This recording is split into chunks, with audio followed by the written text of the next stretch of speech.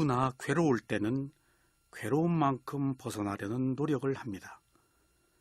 괴로움이 절실하면 노력도 더 열심히 하기 때문에 어느 의미에서 괴로움이란 새로운 힘의 원천이 되기도 합니다. 그러나 어떤 노력을 하느냐에 따라 괴로움이 소멸될 수도 있고 잘못하면 더 괴로울 수도 있습니다. 괴로울 때는 괴로움을 없애려고 하지 말고 있는 그대로 알아차려야 합니다. 그러면 괴로움은 단지 대상일 뿐이며 생길만 해서 생긴 것이라는 원인과 결과를 알게 됩니다. 이렇게 될 때 괴로움은 오히려 지혜를 주는 대상입니다. 그러므로 괴로운 것을 두려워하지 마십시오. 괴로움을 없애려고 다른 것에 집중하는 것은 일시적인 방편입니다. 괴로움을 없애려고 하면 영원히 괴로움에서 벗어날 수 없습니다. 괴로움을 없애려고 바라는 마음이 일어나면 그 탐욕으로 인해서 괴로움이 계속됩니다. 괴로움으로 인해 더욱 비참한 상태에 빠지는 것은 선업을 쌓지 못하고 불선업을 더 많이 행했기 때문입니다. 그러나 괴로움이 오히려 나를 더 튼튼하게 했다면 이것은 불선업을 선업으로 승화시키는 선한 재산이 많은 자입니다. 이 선한 재산을 많이 만드는 것이 바로 수행입니다. 수행자 여러분, 마음은 일어났다가 사라지면서 쉬지 않고 흐릅니다. 한강의 한남대교 밑을 흐르는 물은 쉬지 않고 끊임없이 흐릅니다. 그러나 물이 끊이지 않고 흐르는 것이지 한남대교 밑을 지나는 물은 매 순간 전혀 새로운 물입니다. 마음이 흐르는 것도 이와 같습니다. 먼저 마음이 다음 마음을 조건 지우고 사라지지만 먼저 마음에 있는 정보는 다음 마음에 고스란히 옮겨갑니다. 그래서 먼저 마음이 다음 마음과 같지 않지만 또 전혀 다른 마음일 수도 없습니다. 여기에 과보가 전해지기 때문입니다. 이것이 생명의 연속입니다. 그래서 같은 마음이 아니라고 할 수도 없고 같은 마음이라고 할 수도 없습니다. 여기에 가장 중요한 핵심은 같은 마음이 아니지만 과보가 전해져서 그 마음이 지속된다는 것입니다. 이때 이 과보는 내가 아닙니다.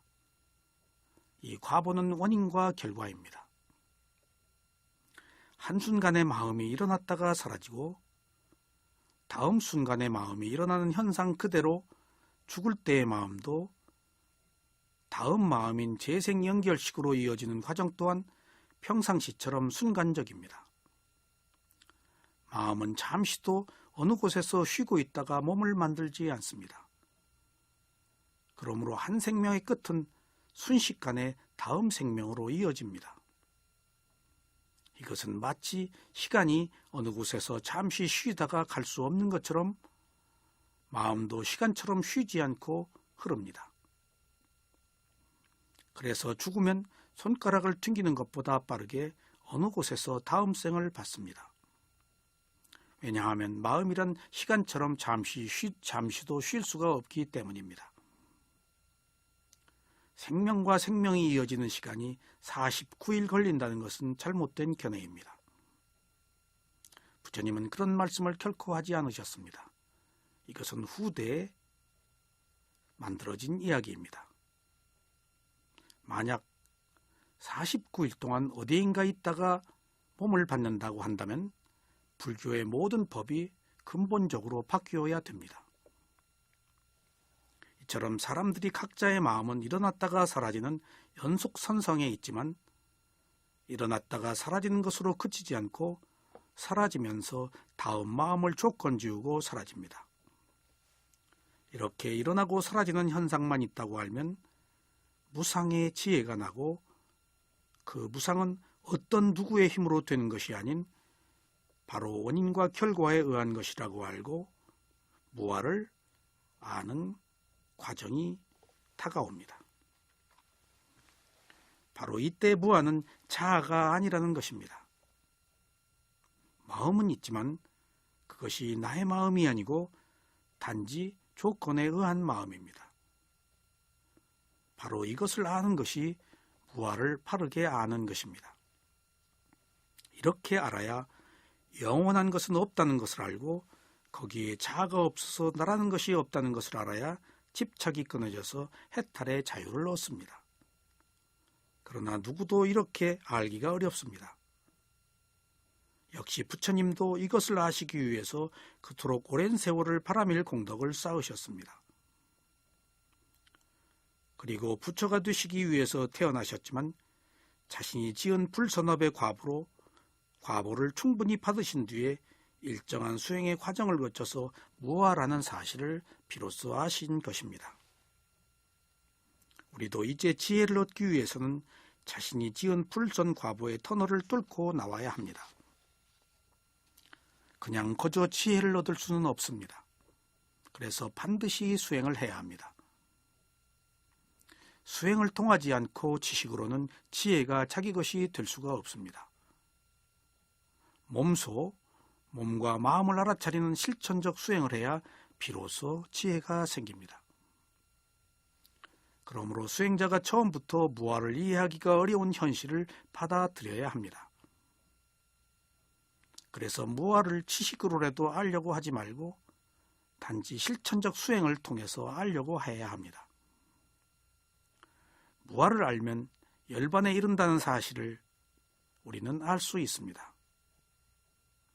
무아의 진실을 알기가 얼마나 어렵다는 것을 우리는 실감하지 않을 수가 없습니다. 왜냐하면 우리가 살아간다는 것은 온통 자아를 강화하는 것밖에 없었기 때문입니다. 수행자 여러분, 정신과 물질을 팔리어로는 나마루빠라고 합니다. 여기서 정신은 나마이고 루빠는 물질입니다.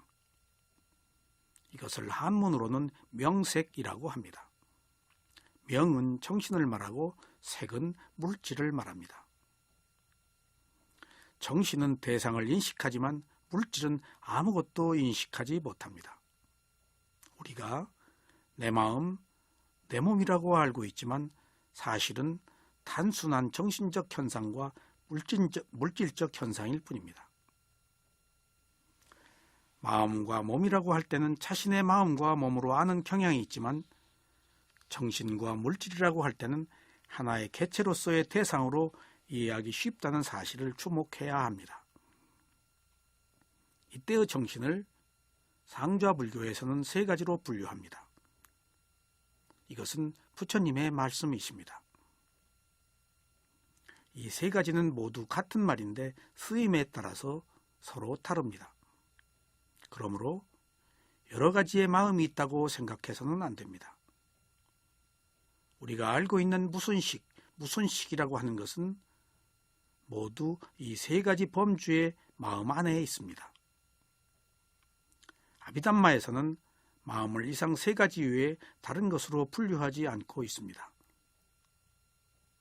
우리가 지금까지 알아온 무슨식이라는 것 때문에 마음이 여러 가지가 있는 줄 알고 혼란을 느끼는 경우를 저는 많이 보았습니다. 그러므로 여기서는 부처님께서 분류하신 것에 근거하여 주시기 바랍니다. 마음을 세 가지로 분류하면 첫째, 마음입니다. 이것을 팔리어로 찌따라고 하는데 한문으로는 심이라고 합니다. 마음 심자입니다.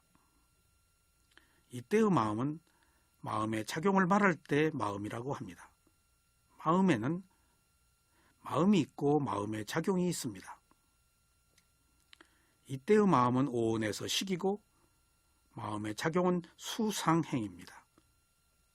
그래서 마음이라고 할 때는 마음의 작용을 말할 때 사용합니다. 마음은 반드시 마음의 작용을 동반합니다. 그래서 마음이 일어날 때는 마음의 작용인 수상행이 함께 일어나서 함께 사라집니다. 이것들은 하나이면서 각각의 기능이 달라 이렇게 분류합니다. 팔리어로 찌따라고 말할 때는 회화, 잡색, 여러 가지의 그림, 그런 뜻으로 쓰입니다. 그러므로 마음의 작용인 수상행이 여러 가지 문제를 일으키면 마음이 그것을 받아들이는 기능을 하기 때문에 그림과 같다고 말하는 것입니다. 둘째, 생각이 있습니다. 이것을 빨리어로는 마노라고 하는데 한문으로는 의라고 합니다. 6가지 감각기관을 안, 이, 비, 설, 신, 의라고 하는데 이때의 의가 바로 마노입니다. 이것도 마음이지만 감각기관의 하나로 어떤 대상을 인식하는 기능을 합니다. 우리가 수행을 할 때 법이라는 대상을 보는데 이 알아야 할 대상이 바로 의의 감지 대상입니다.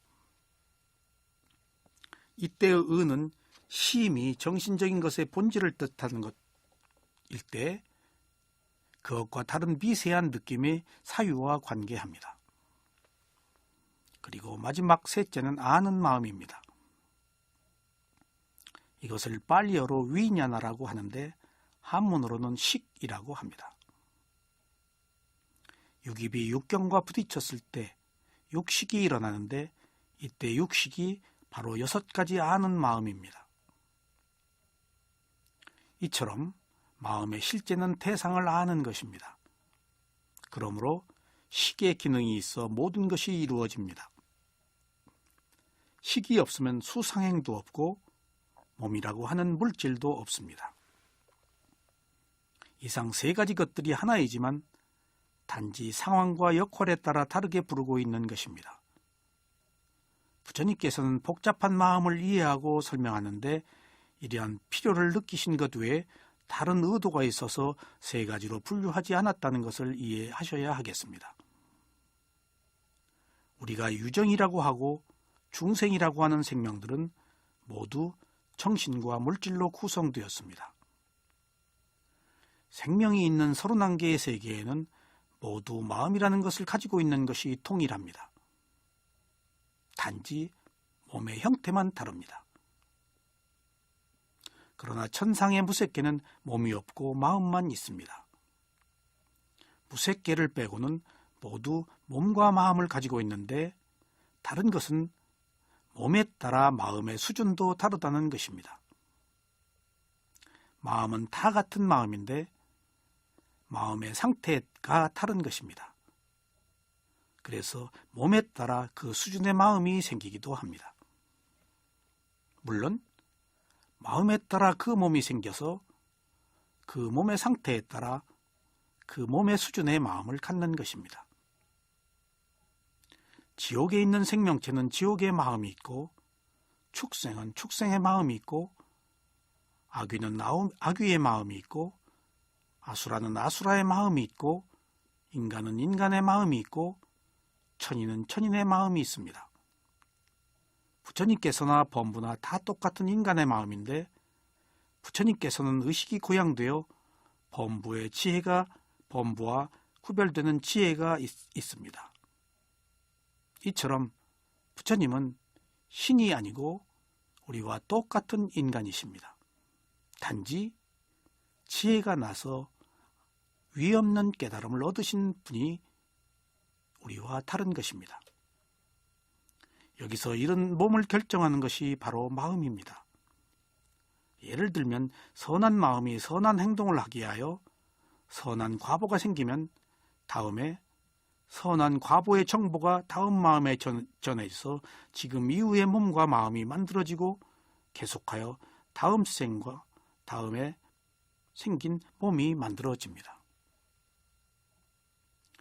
윤회라는 것은 이러한 과정들이 연속되는 것을 말합니다.